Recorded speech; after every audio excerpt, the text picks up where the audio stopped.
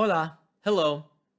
I'm Robert Martinez, State Historian of New Mexico, and this is New Mexico History in 10 minutes.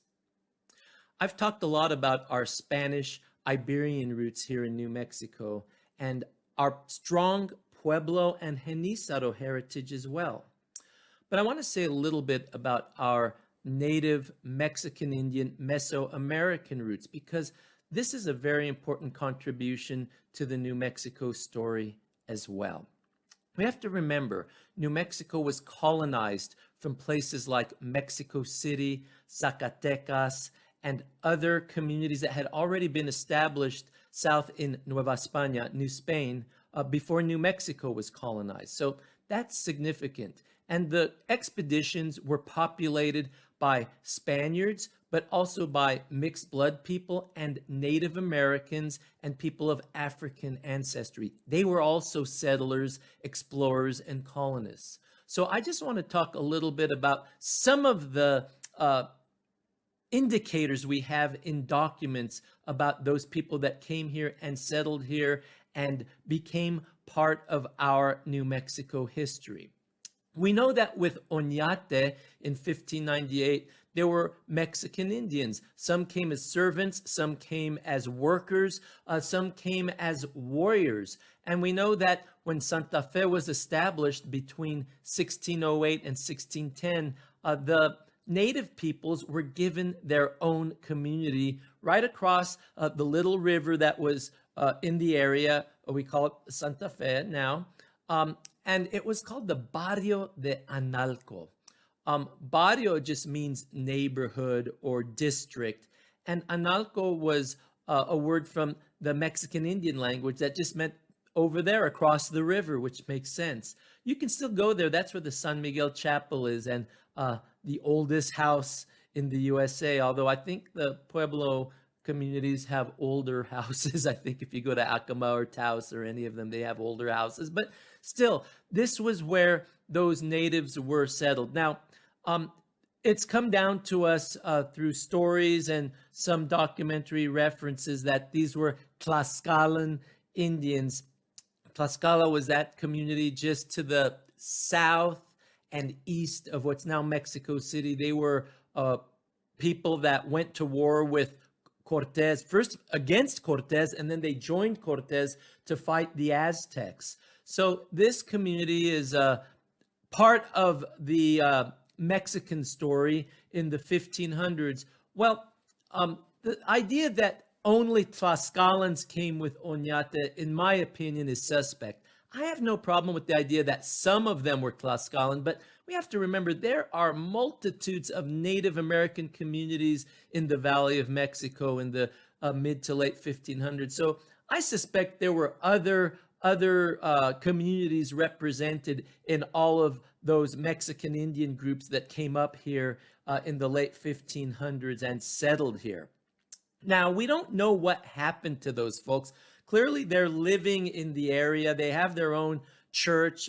They have their own community, but they're obviously interacting with the Spanish population across the river, and they're working for them. They're working with them.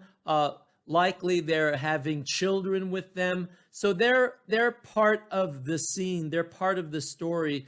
And then with the Pueblo Revolt, I'm not sure what happened to them. We don't have any indication that these folks are even still strictly Mexican Indian. They might be intermarried with Spanish people or with Puebloan people or other local native groups.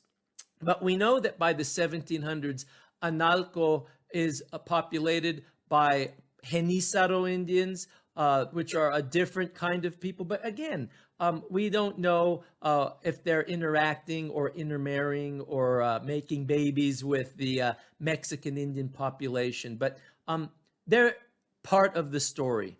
Now, specifically, I want to talk about some of the women that came up with the Oñate colony. One of the colonists was a man named Juan Griego, John the Greek. He was from an island of Greece, and he ends up, if you can imagine this, he journeys to Spain through the Mediterranean, and then he ends up taking a ship to Veracruz, probably stopping in the Canary Islands and Havana, Cuba, and then ending up in Mexico City, and then making his way north with Oñate in 1598 to settle in New Mexico. But by the time he does that, he's already married a woman named Pascuala Bernal.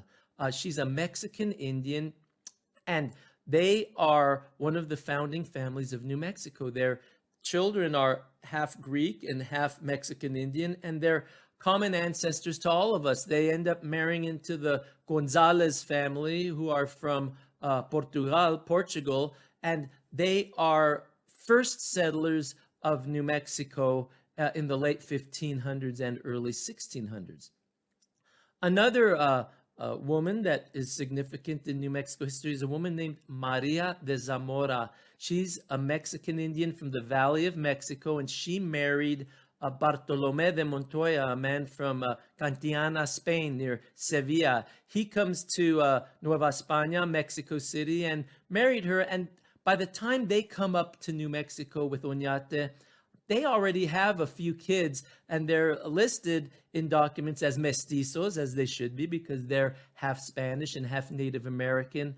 And they are also common ancestors to all of us. So we have to remember that this Mexican Indian Mesoamerican element is significant. It's part of our story.